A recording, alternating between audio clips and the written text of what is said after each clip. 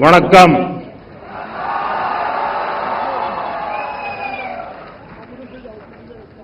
இனிய பொங்கல் नड़वातकल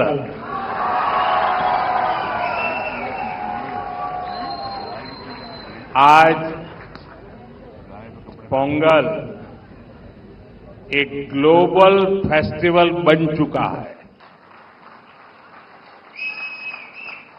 दुनिया भर में तमिल समुदाय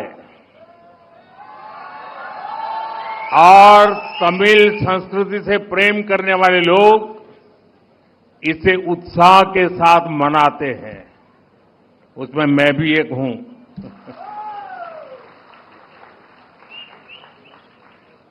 इस विशेष पर्व को आप सभी के साथ मनाना मेरे लिए सौभाग्य की बात है.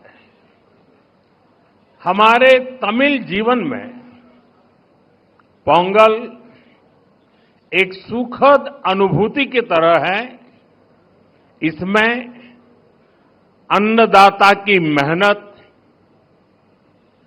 धरती और सूर्य के प्रति आभार का भाव है. साथ ही ये पर्व हमें प्रकृति, परिवार और समाज में संतुलन बनाने का रास्ता दिखाता है. इस समय देश के अलग अलग हिस्सों में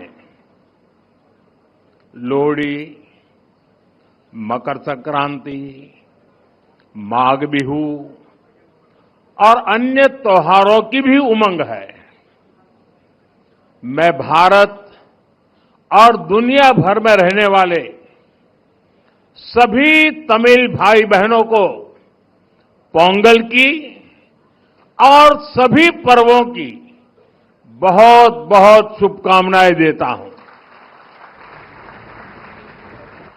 साथियों, वैसे मेरे लिए ये भी बहुत सुखद रहा है कि पिछले वर्ष मुझे तमिल संस्कृति से जुड़े कई कार्यक्रमों में शामिल होने का अवसर मिला. मैंने तमिलनाडु में 1000 साल पुराने गंगईकोंडा चोलापुरम मंदिर में पूजा की.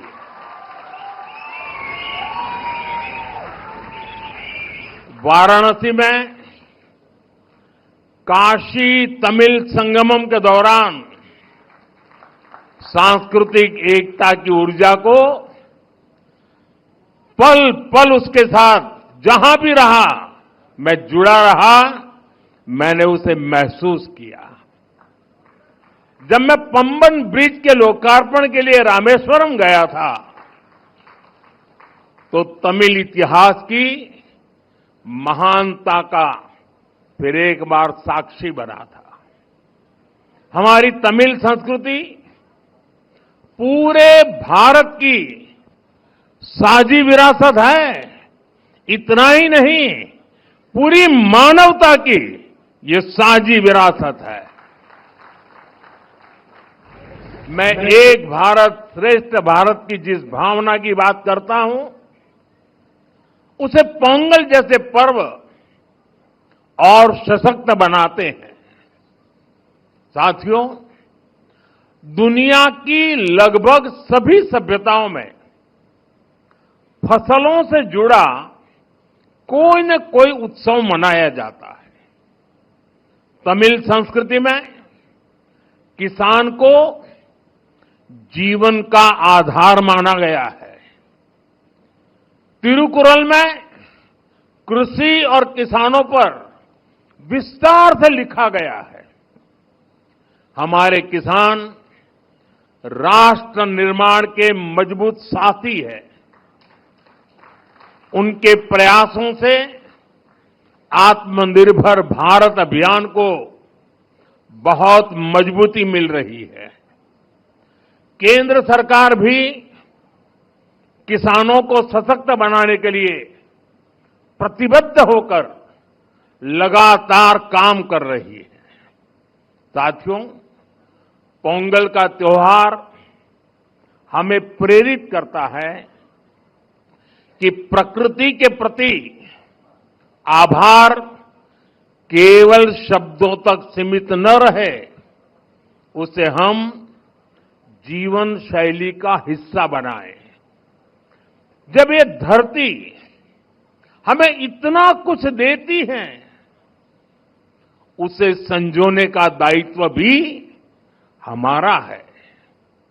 अगली पीढ़ी के लिए मिट्टी को स्वस्थ रखना, पानी को बचाना और संसाधनों का संतुलित उपयोग करना सबसे जरूरी है।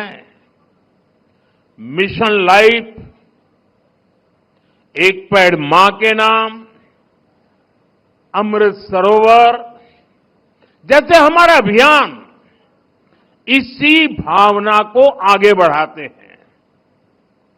हम खेती को अधिक सस्टेनेबल और पर्यावरण के अनुकूल बनाने के लिए निरंतर काम कर रहे हैं। आने वाले समय में सस्टेनेबल खेती के तरीके, वाटर मैनेजमेंट, मैं तो लगातार कहता रहा हूं, पर drop more crop, natural farming, agritech और वैल्यू एडिशन की भूमिका बेहद महत्वपूर्ण है। इन सभी क्षेत्रों में हमारे युवा नई सोच के साथ आगे बढ़ रहे हैं। कुछ ही महीने पहले मैं तमिलनाडु में नेचुरल फार्मिंग से जुड़े एक सम्मेलन में शामिल हुआ था, जहां मैंने देखा कि हमारे तमिल युवा कितना बेहतरीन काम कर रहे हैं। यानी प्रोफेशनल लाइफ की बड़ी बड़ी चीजें छोड़ करके वो खेत में काम कर रहे हुए मुझे मिले। मैं खेती से जुड़े अपने युवा तमिल मित्रों से आग्रह करता हूं कि वे सस्टेनेबल खेती में क्रांति लाने के इस अभियान का और विस्तार करें। हमारा लक्ष्य ये होना चाहिए कि हमारी थाली भी भरी रहे, हमारी जेब भी भरी रहे और हमारी धरती भी सुरक्षित रहे।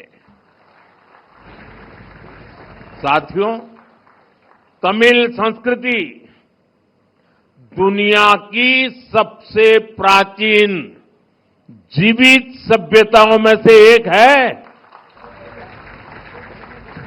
तमिल संस्कृति सदियों को जोड़ती है। वो इतिहास से सीखकर वर्तमान को आगे का रास्ता दिखाती है। इसी प्रेरणा से आज का भारत अपनी जड़ों से शक्ति लेकर नई संभावनाओं की ओर आगे बढ़ रहा है। आज पोंगल के इस पावन अवसर पर हम उस विश्वास को महसूस कर रहे हैं जो भारत को आगे बढ़ा रहा है।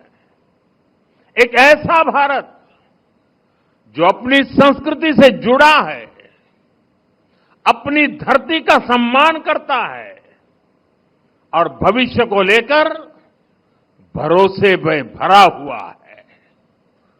इनिय पोंगल नलवा अकड़क्तुक्कल